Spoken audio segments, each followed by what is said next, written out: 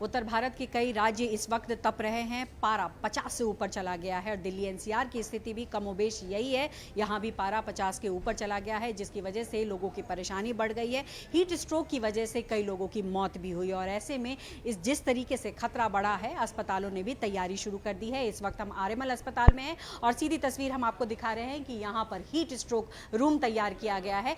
जिस तरीके से हीट वेव की वजह से लोगों में जो परेशानी बढ़ी है और साथ ही साथ परेशानी जिस तरीके से है वो मौत में भी तब्दील हो रही है, उसको देखते हुए अस्पताल प्रशासन जो है वो अब आपको साफ तौर पर दिखाई देगा कि तैयारियां किस तरीके से पुख्ता तौर पर की गई हैं। तो हीट स्ट्रोक रूम में है, डॉक्टर्स हमारे साथ हैं और सीधे उन्हीं से समझेंगे कि किस तरीके की तैयारी है, कैसे बचाव किया जा रहा है पेशेंट्स का हीट वेव में।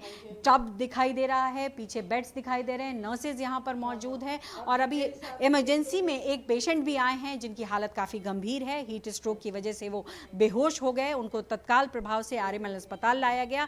वहाँ पर डॉक्टरों ने फर्स्ट एड दिया, लेकिन ये जो रूम है खास करके हीट वेव के लिए हीट स्ट्रोक रूम जिसे कहा गया है, वो किस तरीके से तय। डॉक्टर सीमा है इमरजेंसी के एचओडी। मैम बहुत बहुत स्वागत न्यूज़ 24 पर। आप लोगों ने जिस तरीके से तैयारी की है ये सराहनीय कदम है, लेकिन इसकी जानकारी हमारे दर्शकों तक पहुँचाएं, किस तरीके से काम करेगा ये? हमारे पास ये यानी सारी टीम है हीट स्ट्रोक यूनिट की। प्रोफेसर डॉक्टर चौहान है जो नोडल ऑफिसर है हीट स्ट्रोक के, प्रोफेसर अमलेंदु है और डॉक्टर हिमांशु सिकरी है और एक नए डॉक्टर ज्वाइन किए, doctor Venkat, he standing there, you please come here. So all of them are in the heat stroke team.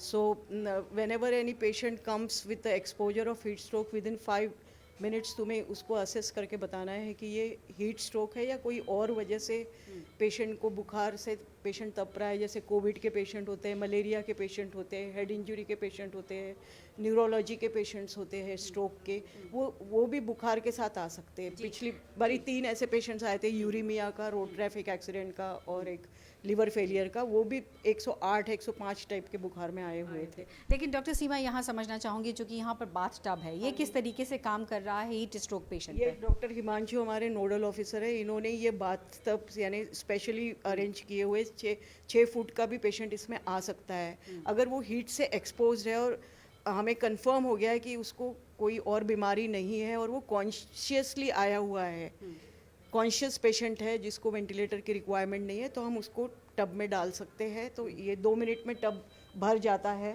इसको ऑन कर दो, ये 2 मिनट में पूरा टब भर जाएगा। 300 लीटर पानी इसमें आ सकता है। आप देख सकते हैं इसका ये कितना स्पीड है।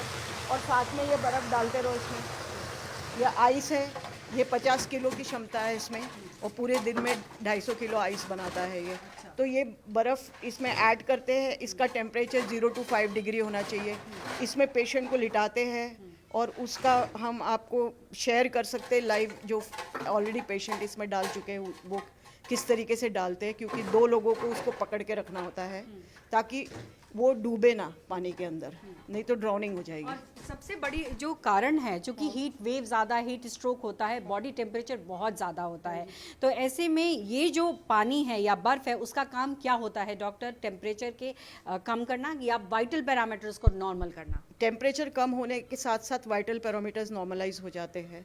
तो अगर पेशेंट, जैसे परसों के दिन रात को 11 बजे एक पेशेंट आया था, वो एक हाथ से उसको पोलियो भी था, क्योंकि वो 3rd फ्लोर मंजिल पे, तीसरी मंजिल पे रहता था, तो लास्ट फ्लोर पे, तो दिन भर धूप में पड़ा हुआ था, तो रात के 11 बजे वो पहुंचा।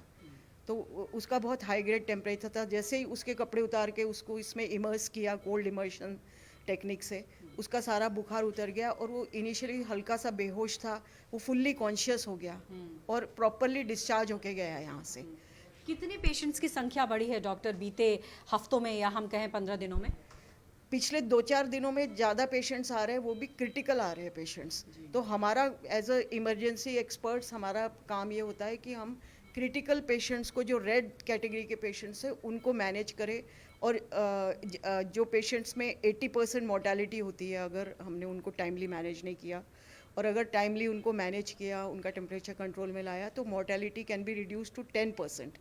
तो ऐसे पेशेंट, जैसे परसों 3 पेशेंट्स आए, एक 2 वो दोनों, एक उसमें से एक वेंटिलेटर पे था, एक सड़क पे मिला था, संजय गांधी या कोई दिल्ली गवर्नमेंट का हॉस्पिटल था, वहाँ से आया था एक पेशेंट और उसको दौरा भी पड़ा था। तो यानी ये मल्टी सिस्टम इन्वॉल्वमेंट हो जाती है हीट स्ट्रोक के पेशेंट्स में। दौरा पड़ सकता है, पेशेंट बेहोश हो सकता है या उसको एरिथमियाज हो सकते हैं और पानी की कमी से, डिहाइड्रेशन से इलेक्ट्रोलाइट इम्बैलेंस हो सकती है, सोडियम लेवल्स, पोटेशियम लेवल्स कम ज़्यादा कुछ भी हो सकता है।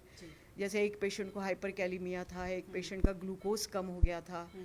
तो अगर सिंपल प्रिकॉशंस घर के अंदर लिए जाए, घर के अंदर भी टब होते हैं, ये कोई ऐसी रॉकेट साइंस नहीं है, ये टब ही है एक किस्म का। तो बिल्कुल ये समझना बहुत हाँ जी, जरूरी है। घर के अंदर भी अगर टब है और सबके घरों में फ्रिज होता है, तो फ्रिज का बर्फ निकाल के और पानी ठंडा करके आप उसमें उसको आधे पौने घंटे लिटाइए, दोबारा उसका टेम्परेचर लीजिए, डेफिनेटली रिड्यूस होगा। ऐसे में डॉक्टर हिमांशु, चूंकि आपका जिक्र किया मैम ने कि आपने इस तरीके की व्यवस्था शुरू की है, किस तरीके से लाभ पेशेंट्स को हो रहा है? देखिए, जैसे मैम ने बताया कि हीट स्ट्रोक में सबसे पहले we have to act very early. जितनी जल्दी हम पेशेंट को कूल करेंगे, उसका जो कोर टेम्परेचर है उसको हम 40 डिग्री से नीचे लेके आएंगे, तो सारे जो बाकी सिम्टम्स हीट स्ट्रोक के हैं और सारी जो हीट स्ट्रोक की वजह से जो नुकसान पेशेंट को हो रहे हैं वो तुरंत रिवर्ट होने शुरू हो जाते हैं। तो इसको इमर्शन मेथड कहते हैं। तो ऐसा मरीज, जैसे मैम ने बताया ऑलरेडी, कि अगर वो सांस ले रहा है, थोड़ा बहुत गफलत में है पर पूरा होश उसका नहीं गया है, तो उसको हम इसमें डुबा देते हैं। और हमारा टारगेट ये रहता है कि 2 से 3 मिनट में उसका टेम्परेचर, जो कि हम मान रहे हैं 50 डिग्री है, वो जल्दी से नीचे 40 डिग्री से नीचे आ जाए। तो इसमें एक सवाल ये भी होता है कि सडन ड्रॉप इन टेम्परेचर, मतलब क्लाइमेट एक्लिमेटाइजेशन जिसको कहते हैं, कि एकदम हीट हो body and suddenly we are going in -0 to, मतलब हम 0 to 5 डिग्री सेल्सियस में, इसमें भी खतरा हो सकता है क्या? देखिए मैम, ये आपने बहुत ही कॉमन सवाल पूछा, जैसे गर्म सर्द सब लोग बोलते हैं, पर वो इस कॉन्टेक्स्ट में एक मिथ है। वो इसमें वो बल्कि नुकसान नहीं देगी, इसमें वो पेशेंट की जान बचाती है। तो जितनी जल्दी हम पेशेंट का टेम्परेचर 40 डिग्री से नीचे लाएंगे, उतना जल्दी ही पेशेंट को लाभ होता है। बहुत बहुत शुक्रिया न्यूज़ 24 से बात करने के लिए। तो यहाँ परिस्थिति और परिस्थिति को समझाया कि किस तरीके से काम कर रहे हैं। यहाँ पर सिस्टर्स मौजूद हैं, वेंटिलेटेड बेड्स भी हैं, कि इमरजेंसी में कोई पेशेंट आता है तो तुरंत उनको तमाम सेवाएं दी जाए। साथ ही साथ जिस तरीके से बाथ टब के बारे में बताया गया कि किस तरीके से ये काम कर रहा है, तो डॉक्टर्स अपने पूरे एक तरीके से कहें कि पूरे सिस्टम के साथ तैनात हैं मरीजों के लिए। लेकिन सवाल ये है कि अगर मरीज थोड़ी भी सावधानी बरतेंगे तो इस तरीके के खतरनाक स्ट्रोक से बचाव वो पहले ही कर सकते हैं। कैमरा पर्सन कलिकांत झा के साथ पल्लवी झा, दिल्ली न्यूज़ 24।